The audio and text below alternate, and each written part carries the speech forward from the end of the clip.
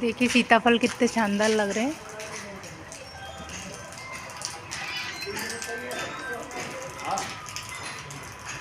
वो वाला देखिए कितना पीला पीला हो चुका है, वो पकने वाला है बिल्कुल।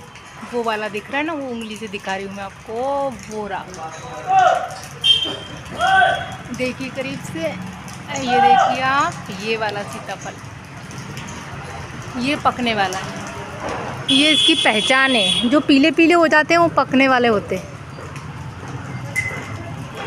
वो इधर देखिए छोटा वाला दिख रहा है ना इधर, ये मेरी उंगली से, ये छोटा वाला, ये भी पकने वाला है। ये सीताफल देखा आपने?